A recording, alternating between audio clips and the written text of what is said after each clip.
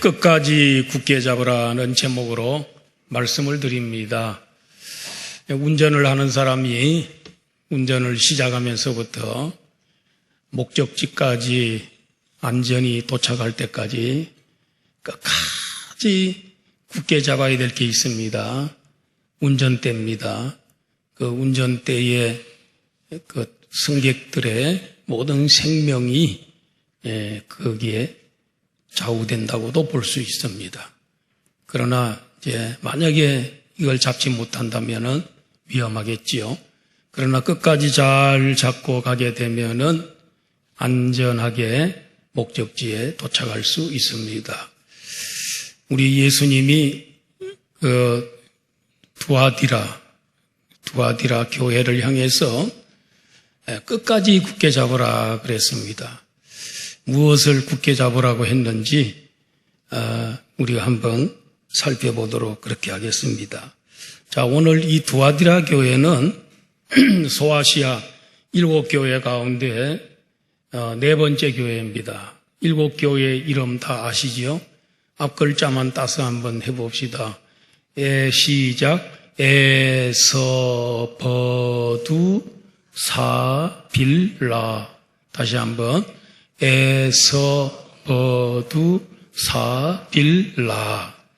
오늘은 두자니까 에서버두 두아디라 교회. 어떤 사람은 또 앞글자만 아는데 뒷글자들은 전혀 몰라. 그래도 그건 또 안 되겠죠. 뒷글자 다 아는 사람이 앞글자만 외우는 겁니다.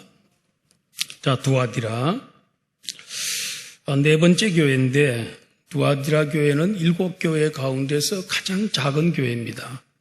그러나 그 지역이 평야 지역입니다. 그리고 사람들이 아주 부유하게 살았다고 합니다. 이 지역에는 특별히 무역이 성행을 해서 무역 협동조합이 있었다 그래요. 옛날 말로 하면 길드라고 하는 중세시대 때에 우리 역사 공부하면서 길드라는 그런 말을 많이 들어봤지요. 조합이지요. 특별히 구리 세공업자 조합, 또 염색 세공업자 조합 이런 것들이 유명했다고 합니다. 우리가 이 염색 세공업자 그러면 생각나는 여인이 있는데 루디아라고 하는 여인이 바로 두아디라 출신입니다. 자주장사, 자주색 옷감을 가지고 그 유럽까지 가서 유럽의 빌립보 지역에 가서 대리점을 하면서 장사를 하고 있는데 그때 바울을 만나게 되고 복음을 듣고 예수님을 믿게 되는 그런 여인이었습니다. 얼마나 장사가 잘 됐으면 이 아시아에서 그 바다 건너 유럽에 빌립보까지 가가지고 장사를 했을까요? 근데 이 길드의 문제점은 길드 조합에 들어가면 거기에서 섬기는 신이 있어요. 그 신을 대부분 조합원들이 섬기는 조건으로 조합에 들어가는 거예요.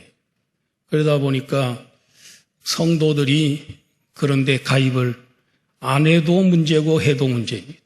안 하게 되면 장사가 잘 안 되고 사업하기가 참 어렵습니다. 그러나 거기에 가입을 하게 되면 그 우상을 섬기고 그런데 또 얽매일 수밖에 없는 그런 어려움이 있었던 것을 볼 수가 있습니다.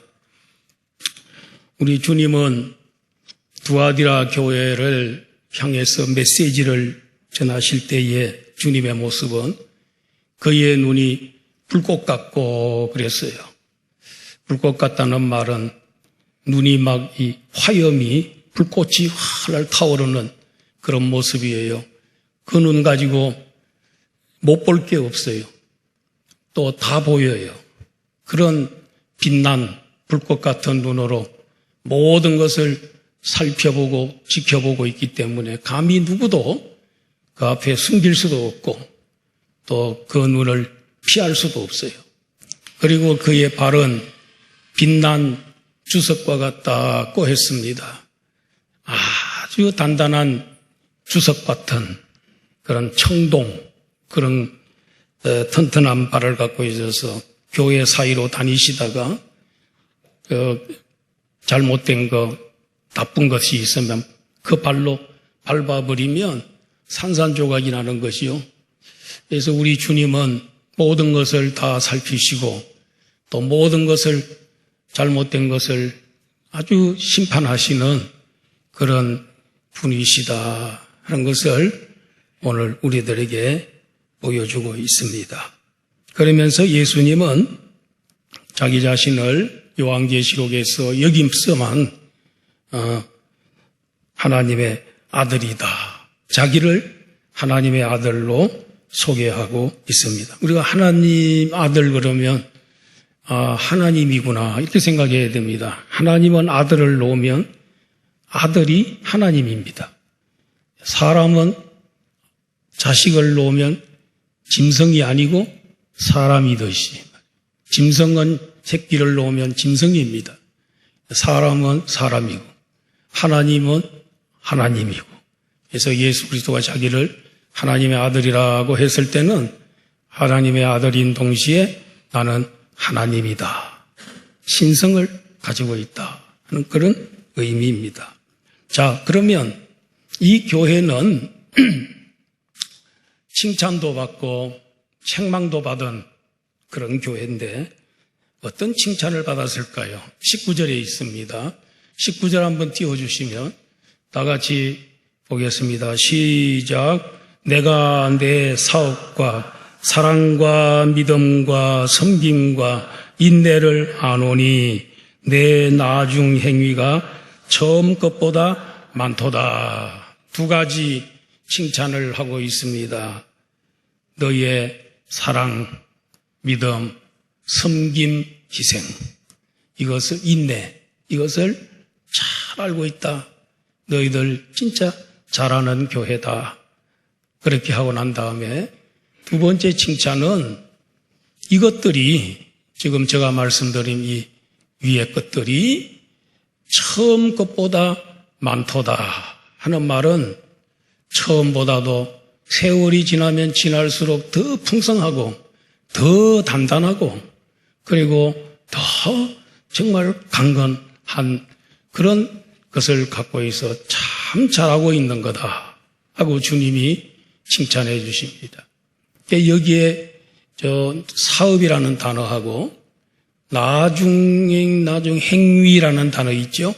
사업이라는 단어와 뒤에 행위라는 단어는 헬라어 원문에는 똑같은 단어입니다. 그러니까 그 사랑, 믿음, 섬김, 인내 이런 사업, 이런 행위, 이런 것들이 너희들에게 있다 하고 칭찬도 해주시고 갈수록 더 풍성하고 많아지고 있다 그랬어요. 여기에 비해서 에베소 교회는 처음에는 주님을 너무너무 뜨겁게 사랑했습니다. 첫사랑의 뜨거움을 가지고 주님을 뜨겁게 사랑했는데 세월이 지나면서 점점 사랑이 식어져서 주님께서 그들을 책망하시고 첫사랑을 회복해라. 만약에 첫사랑을 회복하지 아니하면은 내가 가서 촛대를 옮겨버리겠다. 교회를 없애버리겠다. 이 무서운 경고의 말씀을 하셨음을 보게 됩니다. 그래서 이 교회는 사랑이 가면 갈수록 더 풍성하고 그리고 더 많아지는 그런 교회였습니다. 그런가 하면은 믿음은 처음에는 약한 믿음이고 흔들리는 믿음이었는데 가면 갈수록 단단하고 그리고 굳센 믿음, 튼튼한 믿음을 가진 교회였습니다. 섬김이 좋았습니다. 이 교회는 예수님을 닮아가지고 예수님이 이 땅에 오신 목적이 내가 섬김을 받으려 함이 아니고 많은 사람을 섬기려 왔다.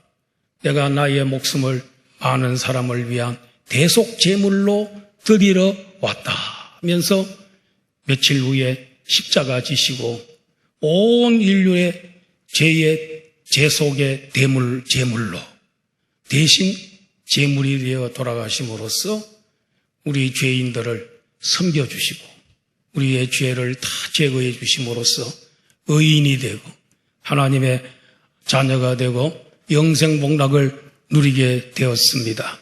이런 섬김이 이 두아디라 교회에 있었다는 것입니다. 두아디라 교회에 이 아까 말씀드린 루디아라고 하는 여인이 여기 출신인데 장사하러 빌립보로 갔다가 안식일 날에 강가에 모여서 기도하다가 바울도 기도하는 처소를 찾다가 강가에서 만났어요. 그래서 바울이 그 여인들에게 십자가의 복음, 부활의 복음을 전했습니다. 그들은 아직까지 유대인입니다.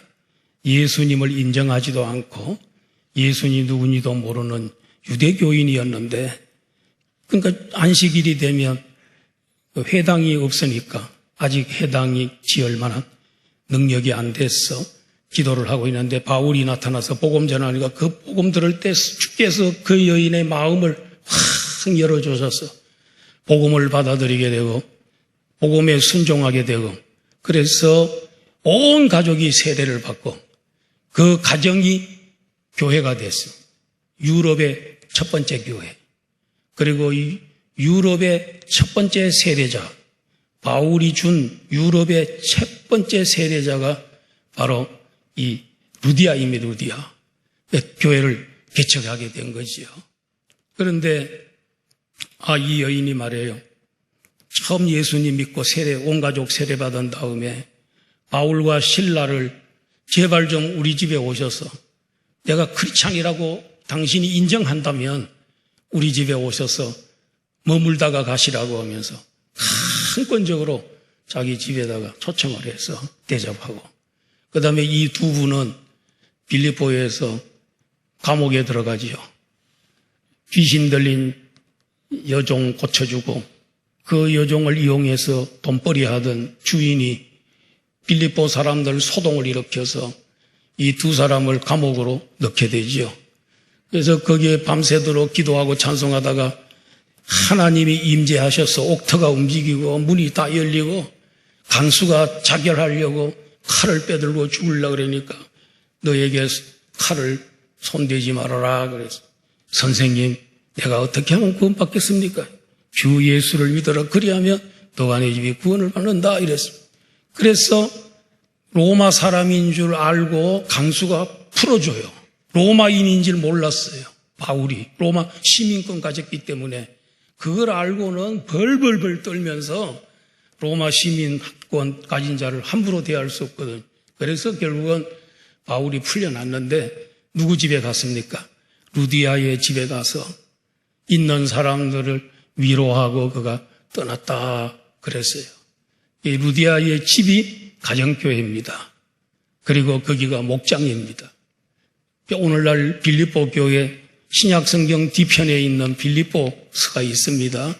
이 교회가 이 교회입니다. 루디아가 세운 교회입니다.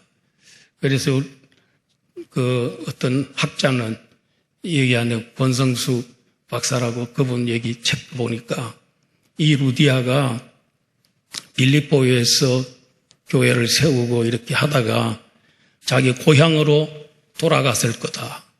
고향으로 돌아가서 두아디라 교회를 개척했을 것이다. 이렇게 주장을 이제 하시는 분도 있더라고요. 맞는지 확실하게는 몰라도 그런 추측도 가능하다고 봅니다. 그래서 세워진 섬김의 여자, 정말 하나님을 잘 섬겼던 자기 집을 교회로 개방했던 이 여인이 섬기던 그 교회가 바로 고향교회가 두아디라 교회라는 것입니다. 그래서 이 교회는 섬김이 좋은, 남을 잘 섬기는 그런 교회. 그리고 이 교회는 길드에 참여하지 않았기 때문에 사람들이 경제적인 압박도 당하고 따돌림도 당하고 사회에서도 추방당하고 그럼에도 불구하고 인내하면서 하나님을 섬겼습니다. 그래서 주님이 그걸 다 알고 계시면서 너희들의 사랑과 그리고 믿음과 섬김과 인내 이걸 내가 다 알고 있다. 모르는 게 아니다. 다 알고 있다 하면서 위로해 주시고 칭찬해 주셨습니다.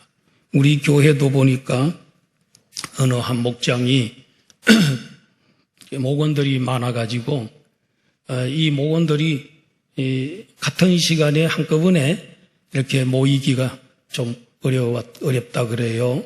그래가지고 머리를 쓰고 기도하는 중에 이 목장을 같은 시간대에 예를 들어서 토요일이면 토요일 날 시간 낼 수 있는 팀들끼리 그분들끼리 이렇게 묶어서 한 팀을 만들고 또 만들고 해서 어떤 때는 세 개 그룹으로 나눠서 같은 목장을 세 개 그룹으로 나눠서라도 그 목장 예배를 드리도록 하고 있다. 어떤 때는 2개로 또 어떤 때는 또 한 대 같이 뭉쳐서 하고 어떻게 하든지 목장을 드리도록 하니까 점점 목원들이 관심을 갖게 되고 목장에 대해서 잘 참석을 하게 되더라. 야, 참 그 섬김, 그 희생정신, 그 참 대단한 그런 목자다. 이런 생각을 하게 주님이 얼마나 기뻐하시겠습니까?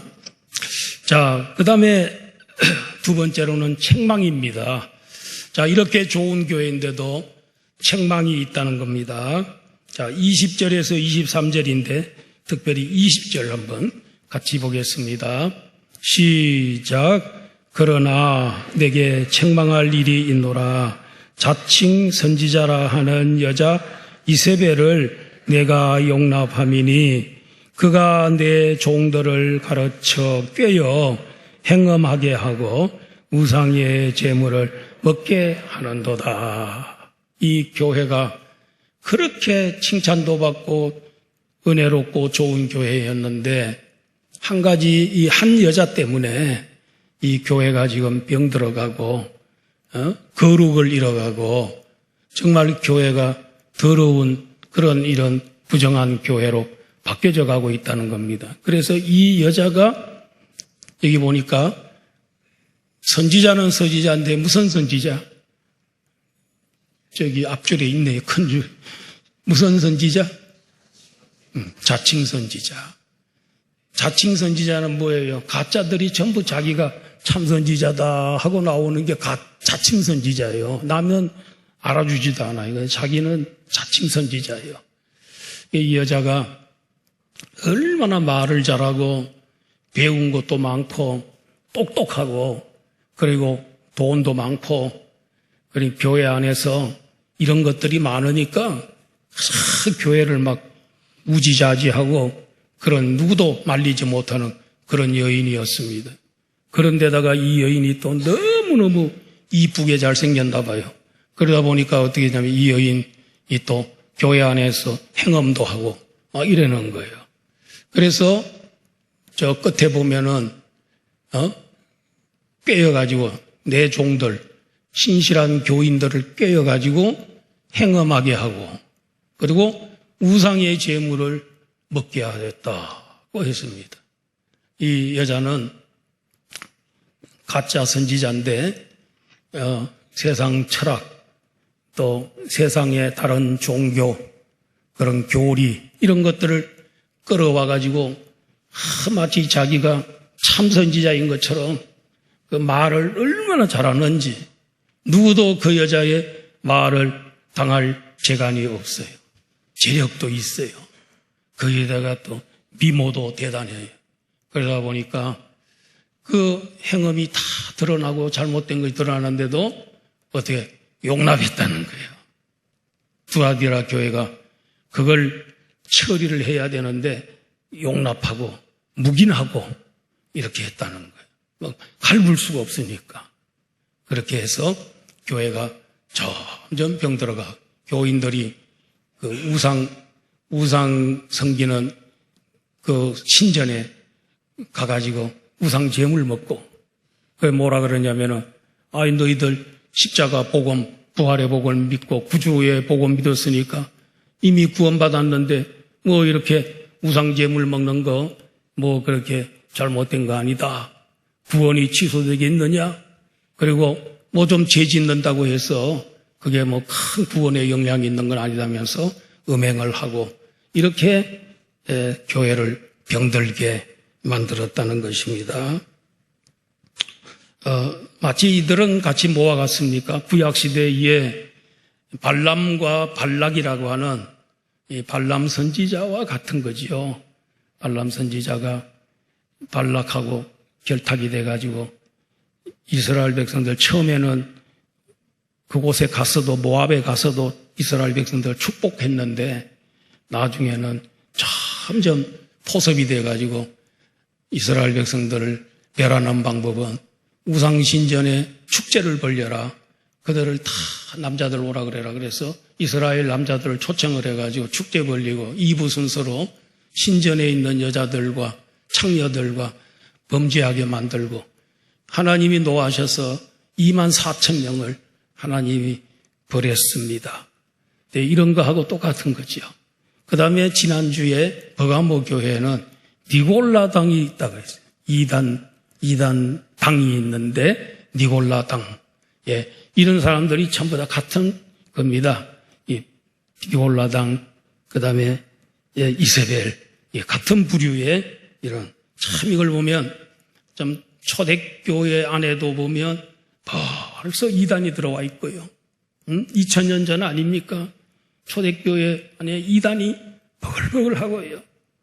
그리고 교회 안에 이런 죄악들이 또 교회를 휘어잡는 그런 그 여인도 있고요. 이런 걸 우리가 볼 수가 있습니다. 교회마다 다 문제점이 있고요. 또 좋은 점도 있지만은 문제점도 있고요. 이렇게. 근데 이걸 처리를 해야 되는데 그냥 묵인하고 그랬다는 겁니다. 그게 잘못됐다는 겁니다. 두아디라 교회의 약점은 뭐겠습니까?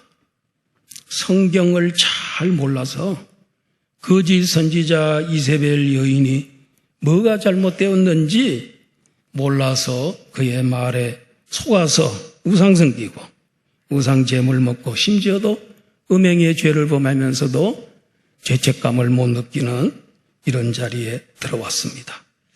오늘 우리 교회, 한국교회는 어떤가?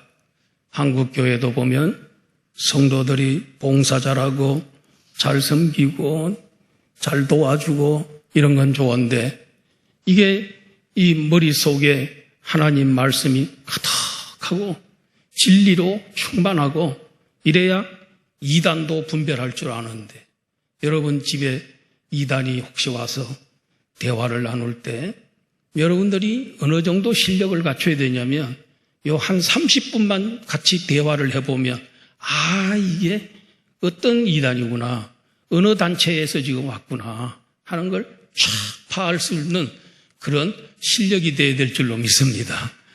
똑똑해야 돼요.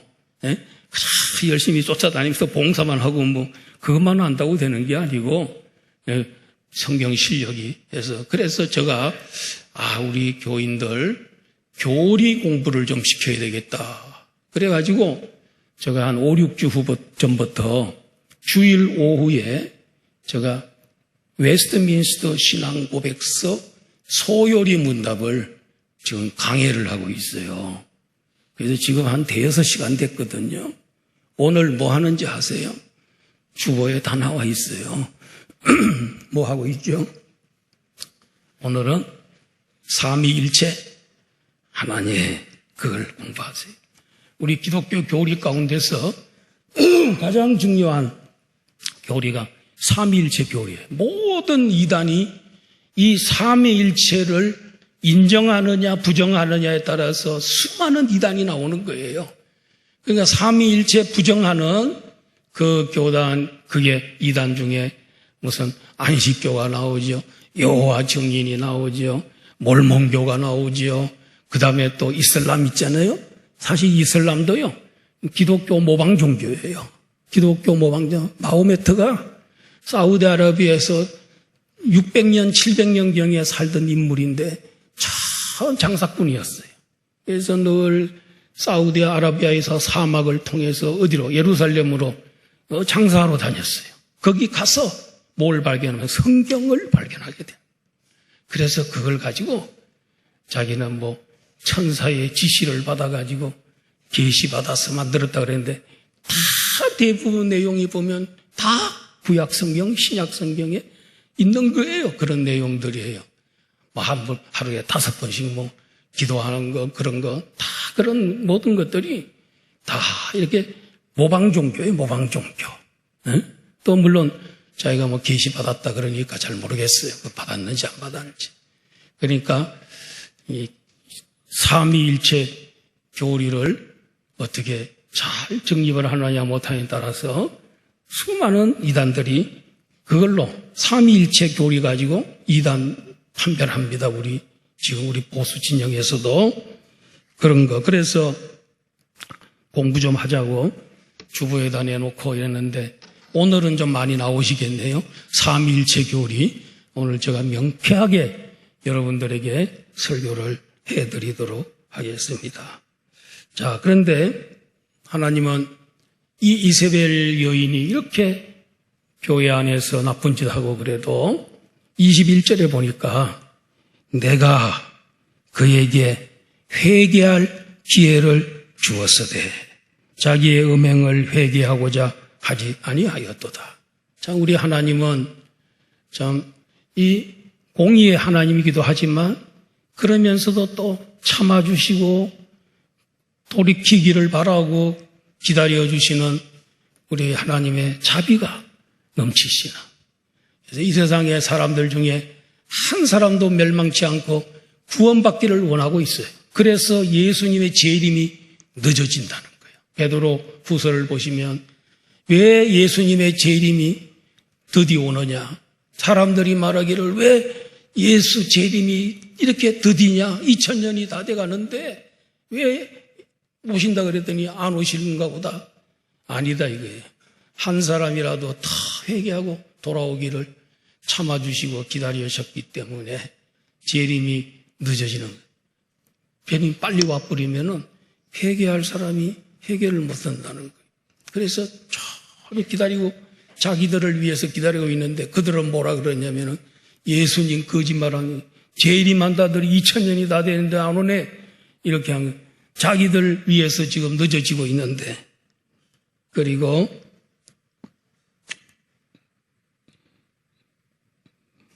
회개의 기회를 놓쳐버린 거지요. 그 다음에 자 요한 2서 1장 10절하고 11절 한번 보십시다. 시작. 누구든지 이 교훈을 가지지 않고 너희에게 나아가거든 그를 집에 들이지도 말고 인사도 하지 말라. 11절. 그에게 인사하는 자는 그 악한 일에 참여하는 자임이니라. 사도 요한이 요한 2서를 통해서 성도들에게 이단들이 거짓 선지자들이 너희에게 나가거든 이 교훈을 가지지 않고 하는 말. 이 교훈은 진리지요. 진리를 가지지 않고 너희에게 나가거든 집에 들이지도 말고 뭐도 하지 마라. 인사. 또 우린 인정이 너무 많아가지고 참 수고하시네요. 여호와 정인 보고도 이 더운 날씨에 참 수고 많습니다. 이런 소리 하지 마세요. 인사하지 마세요. 인사. 그 다음에 뭐요? 그 다음 절 보면은 그에게 인사하는 자는 뭐라 그래요? 그 악한 일에 참여하는 자. 그들을 북돋아주고 참 수고 많다고. 그래가지고 어떤 분들은 또 사이다 사주고 커피 또 사주고 그렇게 하지 말라는 거예요. 그들의 일에 참여하는 자가 되지 말라는 거예요. 왜 그러냐면 여러분 이렇게 거짓 선지자 정도 되면 회개 못합니다. 우리 가만히 보면 이단의 교주급이나 그 위의 급들은요 회개 안 합니다.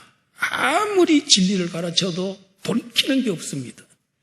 그래서 우리 예수님은 이렇게 회개하지 않는 사람들 이렇게 인사도 하지 말고 그렇게 하라 그랬습니다. 22절 한번 보겠습니다. 22절 제가 읽어볼게요. 볼지어다 내가 그를 어디에 던질 터이요? 침상에 던질 터이요. 또 그와 더불어 간음하는 자들도 만일 그의 행위를 회개하지 아니하면 큰 환난 가운데 던지고. 자, 이세벨이 회개를 기다려도 회개하지 않으니까 하나님께서는 그 여자를 어디에 던진다고요? 침상에 던져버린다. 왜 침상에 던져요? 침상에 더 죄짓거든. 침상에 더 하나님 기뻐하지 않는 그런 죄를 범했기 때문에 그 침상에서 일어나지 못하도록, 침상에서 병들어 죽도록 그렇게 하겠다는 무서운 거지요. 죄 짓는 그곳에서 자기도 던져진다. 병이 들어서 하나님께 벌을 받아 던져진다. 이랬습니다. 그리고 그와 같이 간음하는 사람들도 큰 환난 가운데 던지고 그랬습니다. 예. 요사이 그 새벽 기도를 하는데 예레미야서를 갖고 하는데요. 하나님이 예레미야 후반부에 가면 그 이스라엘 나라의 주변 국가들을 하나님이 다 심판하는 게 나옵니다. 모압, 암몬, 그 다음에 그 에돔, 또 이집트, 그 다음에 바벨론, 아수르, 저 나라들 전부, 이 나라들을 전부 하나님이 마지막에 심판하고 멸망하는데 그 멸망하는 방법을 보면 그 나라가 주변에 있는 나라들을 멸망시킬 때 그들을 괴롭힐 때 했던 방법 그대로 당하도록, 예를 들어서 다른 나라에 쳐들어가서 불을 태워가지고 온 동네를 불태워서 예루살렘 성전을 불태웠으면 하나님께서 불에 불타도록 그 도시가, 그 나라가 불에 타서 망하도록 그렇게 하신다. 그 다음에 또 활을 잘 쏘는 나라가 있으면 전부 더 활 잘 쏘는 궁수들을 보내가지고 그런 나라가 와서 우리나라에 금메달 따듯이 말이에요. 궁수들이 와서 그 나라를 멸망시키고 말이에요. 또 그 짐승을 빼앗아간 족속들은 또 짐승을 빼앗기도록 그렇게 한단 말이에요. 개 달림져 있죠. 그런 민족들은 그렇게 하겠다 그랬어요. 그래서 남에게 가혹하게 행하면 가혹하게 당하고, 또 짐승이면 짐승, 곡식이면 곡식으로 그렇게 하겠다. 그래서 보세요. 예레미야 50장 29절. 참 저는 이 구절 읽다가 굉장히 은혜를 많이 받았습니다. 자, 시작. 활 쏘는 자를 바벨론에 소집하라. 무릇 활을 당기는 자여 그 사면으로 진을 치고 쳐서 피하는 자가 없게 하라. 그 일한 대로 갚고, 거기 중요합니다. 그 일한 대로 갚고 그 행한 대로 그에게 행하라. 그가 이스라엘의 거룩한 자 여호와를 향하여 교만하였음이니라. 이 바벨론 멸망인데 활 쏘는 자를 보내가지고, 활을 가지고 얼마나 많은 주변의 국가들을 괴롭혔는데 더 활 잘 쏘는 타사, 페르시아를 보내가지고 그들을 멸망시키는 거예요. 참 우리 하나님 기가 막힌 하나님. 우리 하나님 다 보고 계세요. 그 행한 대로 갚아주시는 그런 하나님이다. 그 다음에 그러면 이세벨의 자녀들은 어떻게 될까요? 23절. 이세벨의 자녀는 어떻게 될까요? 23절. 시작. 또 내가 사망으로 그의 자녀를 죽이리니 모든 교회가 나는 사람의 뜻과 마음을 살피는 자의 줄 알리라. 내가 너희 각 사람의 행위대로 갚아주리라. 그래서 그 이세벨의 자녀들도 하나님께서 죽이겠다. 그래서 왜 죽일까요? 회개가 안 돼요. 어머니 하는 거 본받아가지고 너무 깊이 물들어 있어요. 그래서 그가 어머니의 하는 일을 답습해가지고 했기 때문에 회개의 가망성이 거의 없습니다. 우리 하나님은 회개의 가망성이 없는지 있는지를 잘 보시고 하시는 거예요. 가나안 땅에 7 족속이 살고 있었어요. 근데 하나님이 자기 백성 아브라함의 후손들을 아브라함 요셉 때에 어디로 갑니까? 이집트에 가서 430년을 거기에 머물다가 하나님 뭐라고 아브라함에게 약속했냐면 너희 후손들이 4대 동안 400년 동안 다른 나라에 가서 종살이 하다가 가나안 땅 들어와서 이 땅 차지하리라 그랬습니다. 그럼 왜 400년이라는 기간을 하나님 주셨을까요? 400년 동안에 그 가나안 7족속이 회개하라고 하나님이 기회를 줬는데 불가능해요.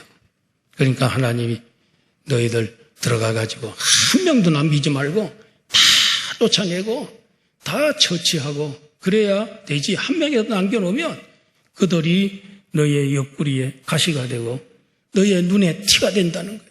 눈에 티가 들어가면 여러분 얼마나 불편하세요. 가시가 다 옆구리를 큰 가시가 찔러면 얼마나 사는 게 불편하겠어요. 그들을 남겨놓지 말라는 거예요. 가망성이 없다는 거예요. 회개의 가망성이 없다는 거예요. 400년의 회개 기간을 줬는데 회개하지 않았기 때문에 다 쫓아내라는 거예요. 그래서 여호수아가 들어가가지고 다 쫓아내고 근데 다 못 쫓아내요. 그들이 두고두고 이스라엘 백성들의 그 가시가 되는 거예요. 가시 노릇하는 거예요. 구약 계시록에 보면요. 아무리 해도 회개하지 않는 세 종류의 사람들이 있어요. 첫 번째가 뭐냐? 거짓 선지자. 사탄의 종들이죠. 사탄의 수석종들.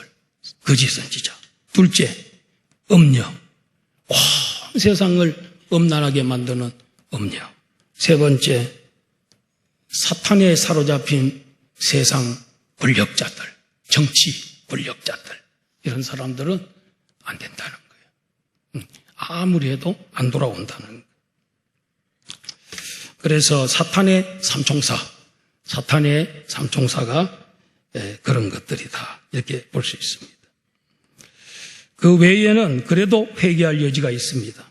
우리도 다 믿기 전에 타종교 믿었고 미신성 겪고 우리들이 지난날에 우상 섬겼지 않습니까? 그런데 하나님의 은혜로 구원받았습니다.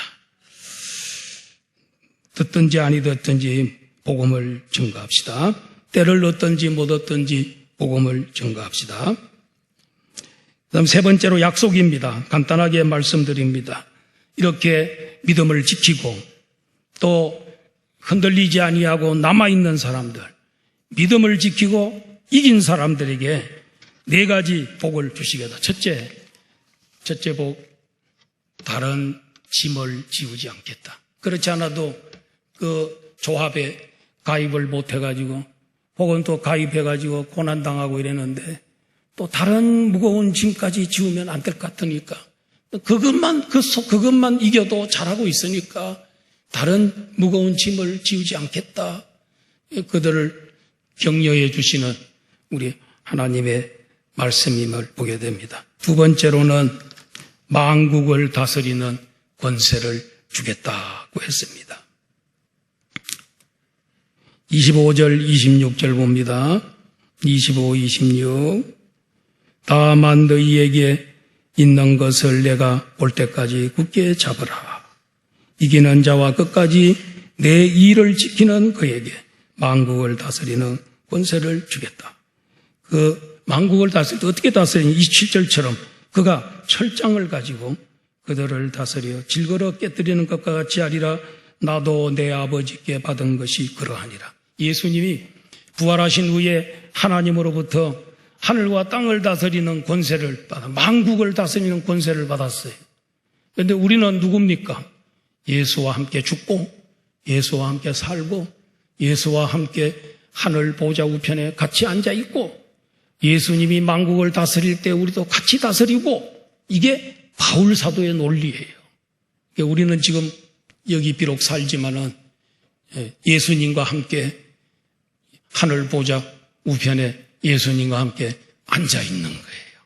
에베소 2장에 앉히시니 우리가 같이 우리 대단한 존재입니다. 그래서 우리는 예수님이 세계를 지금 다스리고 계시는데 우리도 세계를 다스리는데 동참하고 있는 거죠. 그래서 우리가 기도하면요 세계가 막 움직여요. 기도로 세계를 움직이고 있는 거예요. 바울 사도 보세요. 유라굴로 태풍 만나가지고 275명의 사람들이 다 죽을 줄 알았는데 하나님이 나타나가지고 바울아 무서워하지 말아라. 너의 배에 타고 있는 사람 다 너에게 다 줬다. 네가 알아서 다 해라 그랬어. 그 다음부터는 바울 사도 말 잘 듣습니다.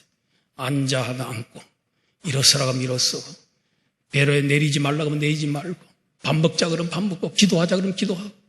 그래서 바울 사도가 그 275명의 왕이 됩니다. 거기에서 배에서 세계를 움직이는 거 아니겠어요? 엘리사도 마찬가지죠. 엘리사를 잡으러 받는 아람의 군대들을 딱 보니까 자기 집을 포기하고 있거든요. 하나님 저들의 눈을 어둡게 해주세요. 아람 군대가 전부 장님이 돼가지고요. 어디로 가서 칠줄을 모르고 방황하고 있는 거예요. 그 엘리사가 나타나가지고 너희들 나 따라와라 그래서 어디로 데려갔습니까? 왕궁으로 데려갔네. 그 사람들 전부. 근데 왕궁에서 임금님이 벌 주지 아니하고 다 대접을 잘해갖고 보내놓으니까 그 후에 수년 동안 아람이 이스라엘 나라에 쳐들어오시죠. 사랑을 입어가지고 용서를 왕이 된 한 나라의 군사들을 다 엘리사가 좌지우지하는 그런 모습들을 보게 됩니다. 만국을 다스리는 권세. 우리도 기도하면요 이 세계를 움직일 수 있어요. 주님과 함께 세계를 다스리는 우리들입니다. 여러분 우리 대단한 존재입니다. 만국을 다스리는 권세를 주신다 그랬어요. 분명히 그랬고 그 다음에 철장으로 쇠막대기로 세상 만국을 때려부시며 질그럽 깨듯이 깰 수 있는 권세가 우리에게 주어졌다는 것입니다. 할렐루야.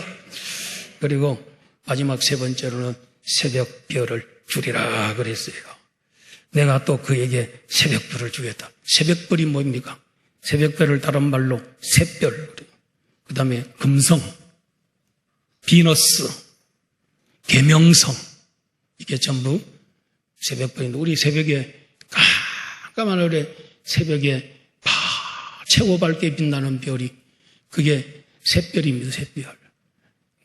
주님은 우리에게 샛별 주겠다는 말은 우리를 샛별처럼 빛나는 이 어두운 세상에 샛별처럼 빛나는 존재가 되게 영광을 누리도록 그렇게 해주게 높여주겠다. 믿음으로 이기는 사람, 우리 하나님 사랑하는 사람에게 이런 복이 주어지는 줄로 믿습니다. 이런 믿음을 가지고 여러분 우리도 승리자가 돼서 다른 무거운 짐 지지 않게 해주시고 그리고 또 만국 다스리는 권세를 주시고 새벽별을 주시는 이 믿음을 가지고 이미 받았어요. 우리가 새벽별처럼 빛나는 존재 이미 이런 믿음을 가지고 승리하는 우리 성도들이 되시기를 주의 이름으로 축원합니다. 아버지 감사합니다. 오늘